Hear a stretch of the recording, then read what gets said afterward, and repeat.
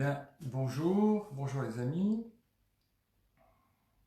Voilà, donc on se retrouve à 18 heures pour une pratique sur la non-dualité, basée basée sur la voie de Douglas Harding, qu'on appelle la vision sans tête. Alors aujourd'hui, je vais vous proposer un exercice basé sur le goût. Et donc pour cela, je vous invite à aller chercher quelque chose de bon à manger. Alors moi, j'ai ramené du chocolat orange intense, chocolat noir orange intense. Donc allez chercher quelque chose que vous aimez, un bout de chocolat, un bout de gâteau. Voilà, on va faire un exercice sur le goût dans un instant. Voilà, donc je vous laisse tranquillement vous déplacer, aller chercher ça dans votre cuisine. Et en attendant, comme petite introduction, je voudrais faire une distinction, parce que j'ai eu une question à ce sujet. Je voudrais faire une distinction entre ce qu'on pourrait appeler le développement personnel et les voies non duelles, la pratique qu'on fait en ce moment par exemple. Voilà, c'est important de faire cette distinction, le développement personnel et la non-dualité, la voie non duelle. Alors le développement personnel, comme son nom l'indique, ça consiste à développer sa personne, c'est-à-dire en gros à prendre soin de son moi, à le rendre moins crispé, plus heureux, mieux adapté au monde. Et il n'y a absolument rien de mal à prendre soin de son moi. Il vaut mieux avoir un moi en bonne santé qu'un moi crispé et malheureux, ça c'est sûr. Donc par exemple, si vous allez faire un stage pour exprimer vos émotions, bah, c'est du développement personnel. Si vous faites un stage pour mieux gérer les relations de couple, c'est un stage de développement personnel aussi. Voilà. Donc dans le développement personnel, on prend soin de son moi, de son individu, de son ego. Bon. Mais dans une voie non duelle, en fait, on va au-delà du moi, en fait. On va au-delà des limites du moi, de l'individu et de la personne. Donc c'est très très différent. La présence qui est visée dans la voie non duelle, appelons ça la présence, hein, la présence qui est visée, elle est au-delà du moi, en fait. Ça n'est pas un individu, ça n'est pas une pensée, ça n'est pas une idée, ça n'est pas une émotion, ça n'est pas une énergie individuelle, c'est quelque chose de très très différent. Alors, donc il faut bien distinguer les deux. Ça n'est pas du développement personnel.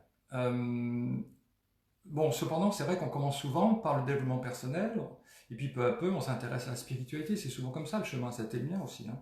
Voilà. On commence par prendre soin de son moi, et puis en fait, on voit que ça nous amène au-delà, quoi. Voilà. Le problème, c'est quand des voies non duelles sont ramenées à des voies de développement personnel. Prenez la méditation, par exemple. La méditation, à la base, c'est une voie d'éveil non duelle. Un Bouddha s'est éveillé en méditant. Et en étant assis sur un coussin d'herbe, il a vu sa vraie nature, il a découvert la vacuité du moi. Et la méditation, dans le bouddhisme Theravada, du zen, du dzogchen, enfin du bouddhisme tibétain, la méditation est une voie d'éveil. Voilà, ça n'est pas simplement une voie un chemin de quiétude et de relaxation, ça n'a rien à voir avec ça. C'est pareil pour le yoga. Le yoga chez Patanjali, hein, je vois Michel qui m'écoute, qui est professeur de yoga, il le sait bien, le yoga c'est une voie d'éveil, ça conduit à l'état de samadhi, à l'état de kaivalyam, l'état d'essolement, qui est une expérience d'éveil. Voilà. Donc, bon, mais parfois, voilà, la méditation est ramenée parfois à la relaxation et le yoga a du simple stretching. Donc c'est important quand même de bien se souvenir que ce sont des voies spirituelles. Voilà. Alors ceci étant dit, et je pense que vous avez eu le temps d'aller prendre un morceau de chocolat ou un petit gâteau, je voudrais vous présenter un petit exercice, une petite expérience d'éveil, j'espère, qui sera basée sur le goût de la langue, le goût de la bouche. Alors, dans cette voie que je partage avec vous, qui s'appelle en anglais Headless, en français la vision sans tête, eh bien dans cette voie, en fait, cette voie consiste à retourner notre attention de 180 degrés pour prendre conscience de la source, de notre source, pour prendre conscience de l'être qui se trouve au centre de nous-mêmes et qu'en général on ne voit pas. Donc c'est un retournement de l'attention. Alors ce retournement de l'attention, il peut passer par la vue. Hein, j'ai souvent ici utilisé le support de la vue. On regarde le monde et en même temps on regarde ce à partir de quoi le monde est vu. C'est-à-dire pour vous en ce moment l'espace à partir duquel cet écran est vu et à partir duquel José est vu maintenant pour vous. Il y a aussi des exercices à partir du son. Le son apparaît dans le silence.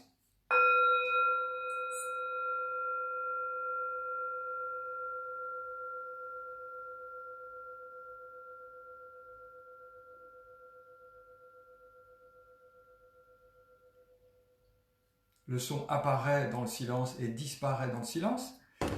Donc voilà, il y a des expériences par la vue, par le son. Mais en fait, tous les sens peuvent nous ramener à la source. Et donc on a encore 3 autres sens. Les sensations, la sensation, l'odorat et le goût de la langue, le goût de la bouche. Et la sensation, par exemple, ça c'est quelque chose qui est très puissant aussi. On a fait des exercices aussi là-dessus. On ferme les yeux et on constate que les sensations pointent vers l'espace de présence dans lequel elles apparaissent. Voilà. Mais alors, les 5 sens peuvent nous ramener en fait à la source. Mais c'est vrai que c'est très important que ça passe par la vue quand même, parce que on ne peut pas toujours avoir les yeux fermés. Et le fait de pouvoir accéder à ses yeux ouverts, ça permet de fonctionner dans le quotidien et de rester centré dans cet espace d'accueil, dans cette présence.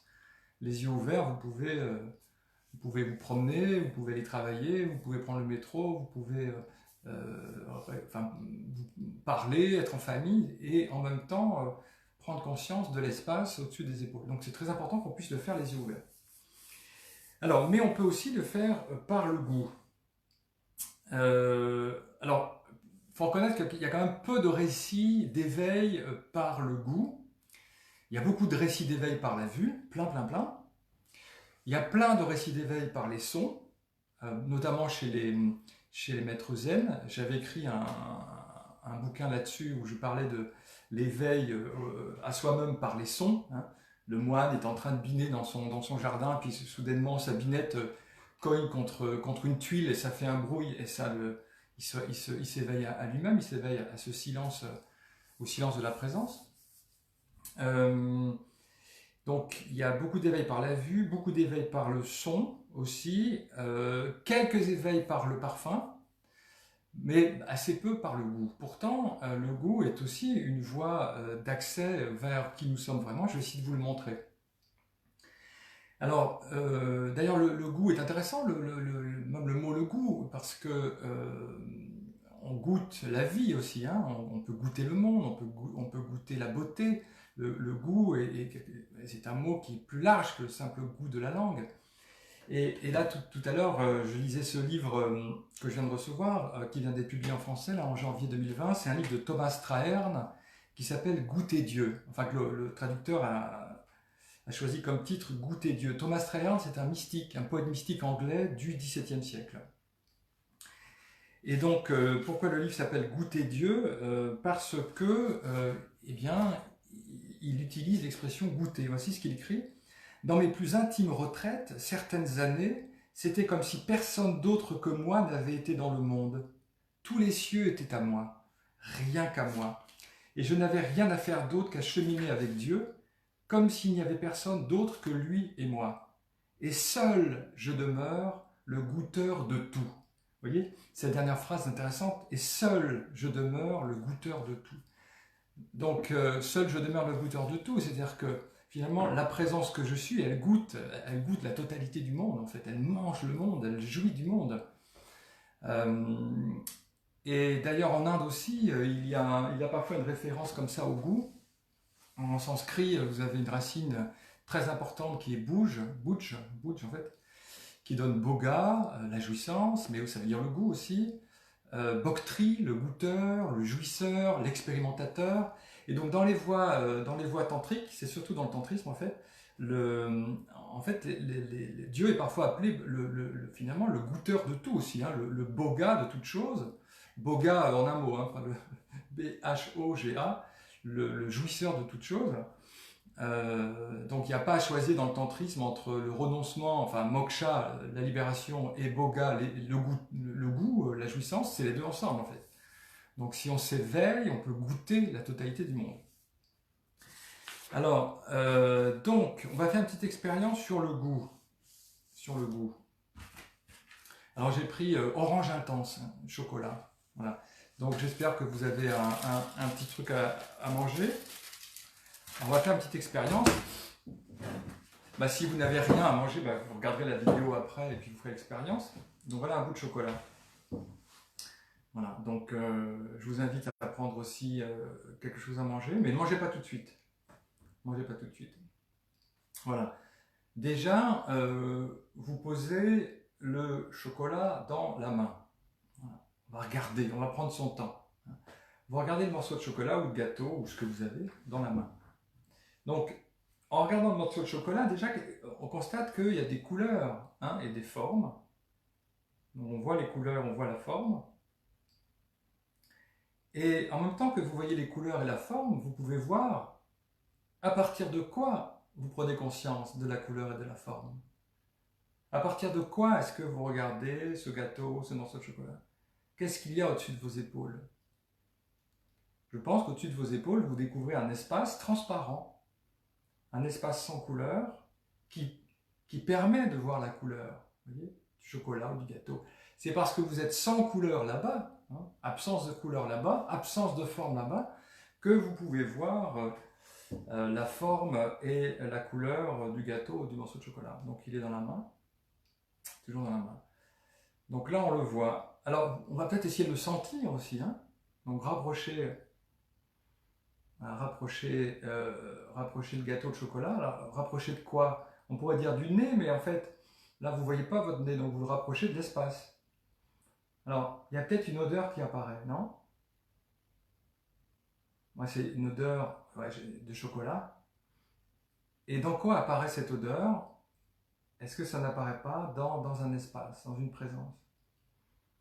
Bon. Donc on remet le bout de chocolat là-bas. Alors vous allez regarder ce que je fais. Ne le faites pas, je vais manger le morceau de chocolat. Mais pour l'instant, vous me regardez simplement. Donc là, c'est José mange. Ah, tant pis pour vous. José mange. Alors attendez, regardez ce qui se passe. Donc José prend le morceau de chocolat. Et pour vous, vous voyez que le morceau de chocolat,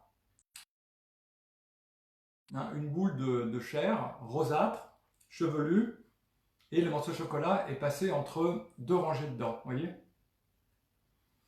Et pour vous, ça n'a aucun goût.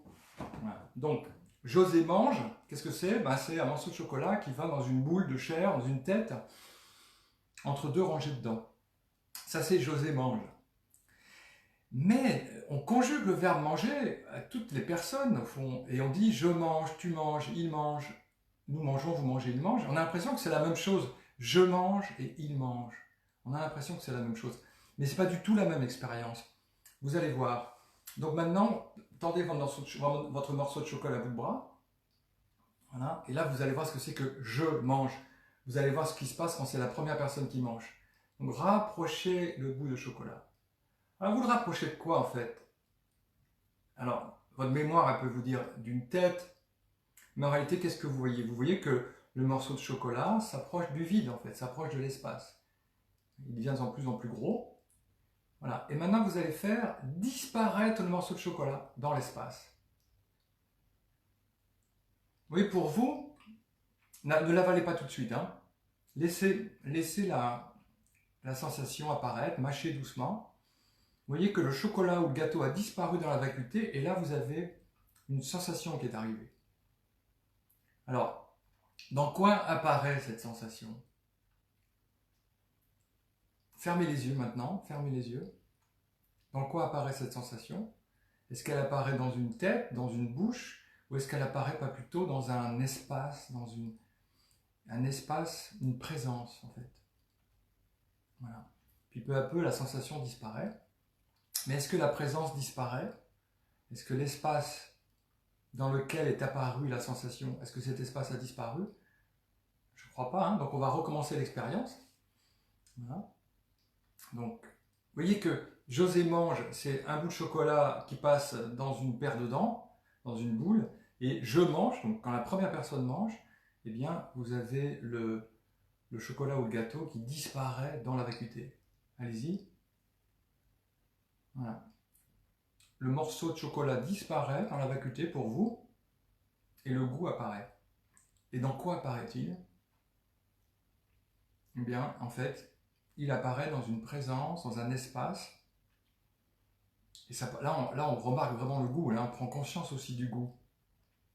Et c'est parce que vous êtes un espace sans saveur que vous pouvez accueillir les saveurs. Donc les saveurs apparaissent dans l'espace de la première personne. Et donc du coup, même le goût pointe vers cet espace, même le goût pointe vers cette présence. Je vais en prendre encore un. Voilà. Donc pour moi, voilà, le chocolat a disparu, et ce qui est apparu à la place, c'est la sensation. Et là, on remarque vraiment les sensations. Elles sont beaucoup plus intenses. Effectivement, c'est c'est orange intense. Donc vous voyez que si on est vraiment attentif, chaque fois qu'on mange, eh bien, c'est un moyen de revenir à la présence.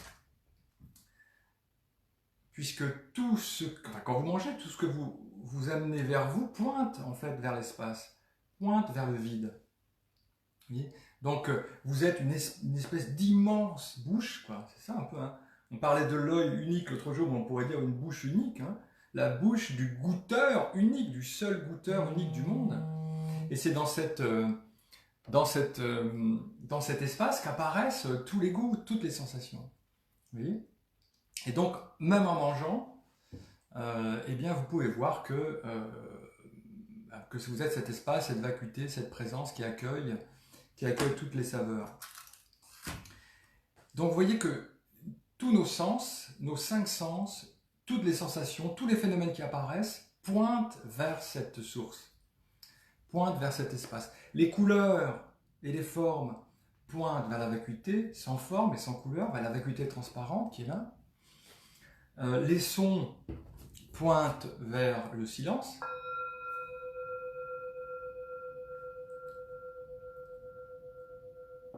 Les sensations pointent aussi vers la présence qui est immuable. Alors l'odeur, on ne l'a pas fait, ou si peu, mais en tout cas le goût pointe aussi vers cet espace.